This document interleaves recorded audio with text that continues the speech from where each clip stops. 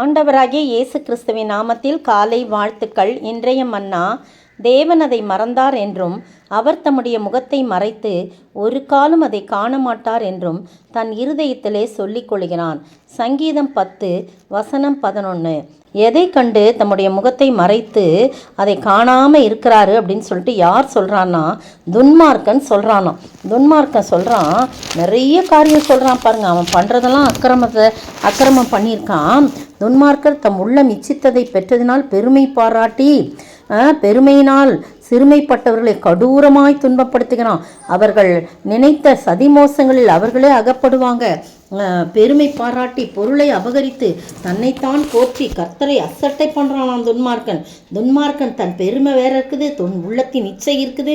அடுத்தது 4ஆம் வசனத்தில் துன்மார்க்கன் தன் கர்வத்தினால் தேவனை தேடான், அவன் நினைவுகள்லாம் தேவன் இல்லை என்பதுதான் அப்படின்னு. அவனுடைய வழிகள் எப்போதும் கேடுள்ளவைகள், உம்முடைய நியாய தீர்ப்புகள் அவன் பார்வைக்கு எட்டாமல் மிகவும் உயரமாக இருக்குது. அவன் தன் எதிராளிகள் மேல் எல்லாரும் மேல சீறுகிறான்.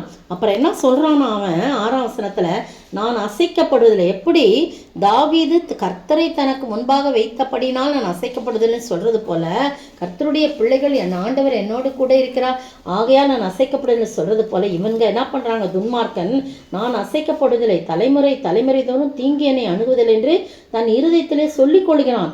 அவன் வாய் சபிப்பினாலும் கபடத்தினாலும் கொடுமையினாலும் நிறைந்திருக்கிறது. அவன் நாவின் கீழ் தீவினையும் அக்கிரமும் இருக்குது. அப்படிலாம் அவன் கிராமத்தில் வெளிப்புறங்கள்லாம் பதிவிருந்து பதுங்கி மறைவிடங்கள்லாம் குற்றமற்றவனை கொல்றான். திக்கற்றவர்களை பிடிக்க அவன் கண்கள் நோக்கி கொண்டிருக்கிறது. கெபியில் இருக்கிற சிங்கத்தை போல மறைந்து பதிவிருக்கிறான். ஏழைகளை பிடிக்க பதிவிருந்து ஏழையை தன் வலைக்குள் இழுத்து பிடித்து கொள்கிறான். அப்படிலாம் சொல்லிட்டு தான் இது என்ன பண்ணுறாங்க. ஆனால் இதெல்லாம் என்ன பண்ண மாட்டார், அவர் பார்க்க மாட்டார்.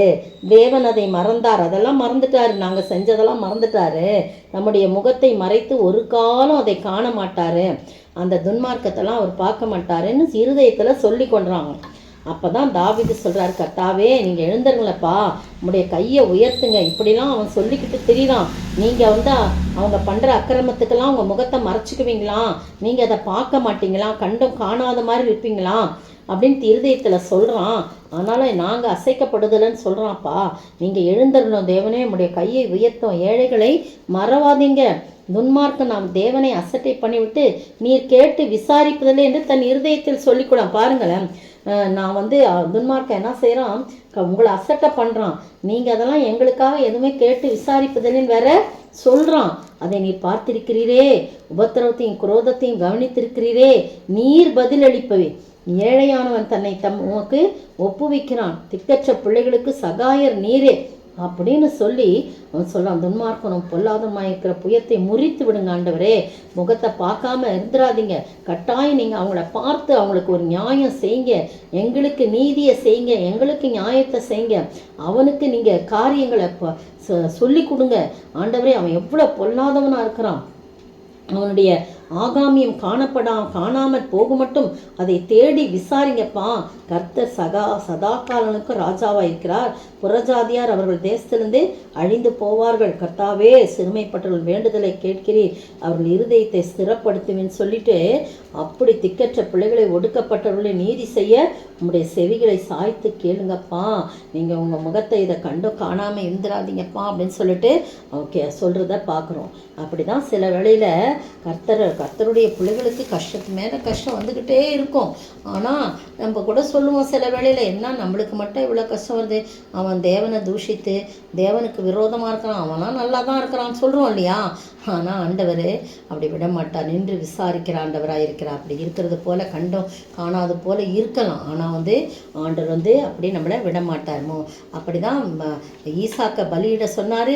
பலியிட போகிற வரைக்கும், கத்தியை ஓங்குற வரைக்கும் அவர் என்ன பண்ணார், கண்டு காணாதவர் போல் தான் இருந்தார். ஆனால் என்ன நடந்தது, பிள்ளையாண்டான் மேல் உன் கையை போடாது, நீ இதிலேருந்து தேவ பக்தி உள்ளவன் என்பதை நான் அறிந்திருக்கிறேன், பயபக்தி உள்ள நான் அனுப்பிக்கிறேன்னு சொல்லிட்டு முள்ளில் சிக்கியிருக்கிற ஆட்டை காட்டுறாரு. அதை பலியிட்டு 2 பேரும் திரும்பி வராங்க. எனவே நீங்களும் நானும் அநேக காரியங்களில் கண்டும் காணாத போல் கடவுள் இருக்கிறாரு, நான் எல்லாம் நல்லா தானே இருக்கிறேன், நான் ஒழுங்காக தானே இருக்கிறேன், எவ்வளவோ ஆண்டவருக்காக நான் வாழ்ந்து கொண்டிருக்கிறேன், எனக்கு ஏன் இவ்வளோ கஷ்டம். ஆனால் அவங்கெல்லாம் தேவனை தூஷித்து கடவுள் இல்லைன்னு சொல்கிறாங்க, கொடுமையாக நடத்துகிறாங்க, ஏழை எளிய மக்களெல்லாம் ரொம்ப பாடாப்படுத்துகிறாங்க. அவங்கெல்லாம் கடைசியில் நல்லா தான் இருக்கிறாங்க அப்படின்னு சொல்கிறீங்களா? ஆண்டவர் உங்களை பார்த்து தான் சொல்கிறாரு, இல்லை இல்லை மகளே மகனே, நான் உன்னை மறக்கலை. என் முகத்தை பார்த்து அவங்க பண்ணுற அட்டூழியங்கள்லாம் பார்த்து என் முகத்தை அவங்கள பார்க்குறேன் தான். ஆனால் நான் அவங்கள அழிக்கிறதுக்கு நான் சித்தமாக இருக்கிறேன். கண்டிப்பாக அவங்கள நான் விட மாட்டேன். உன் பார்வைக்கு அப்படி இருக்குது, நான் முகத்தை மறைச்சிக்கிட்டது போல இருக்கு. அவங்க சொல்கிறாங்கல்ல, கர்த்தர் எங்களை பார்க்க மாட்டார், அவர் முகத்தை மறைச்சிக்கிட்டாரு, அதெல்லாம் எங்களை பார்க்க மாட்டார், எங்களுடைய அட்டுலாம் சொல்கிறாருல, கண்டிப்பாக நான் நியாயம் செய்வேன்னு சொல்லி நான் உங்களுக்காக நான் கேட்டு விசாரிக்கணும்னு சொல்லி நமக்கு நியாயம் செய்ய வல்லவராயிருக்கா. அப்படிப்பட்ட ஆண்டவரை நோக்கி பார்ப்போமா? மோரியாவில் ஆபிரகாமை அவர் காணாதவர் போல் மறைந்தார். மோரியாவில் ஆபிரகாமை அவர் காணாதவர் போல இருந்தார். ஈசாக்குக்கு மறுவாழ்வளித்து பலுகி பெருக செய்தார். ஈசாக்குக்கு மறுவாழ்வளித்து பலுகி பெருக செய்தார். அப்புறம் போகிறவர் போல காணப்பட்டாலும் இயேசு, அப்புறம் போகிறவர் போல காணப்பட்டாலும் இயேசு உன் மீது நோக்கமாயுள்ளார். நினைவெல்லாம் அவர் அறிவார்.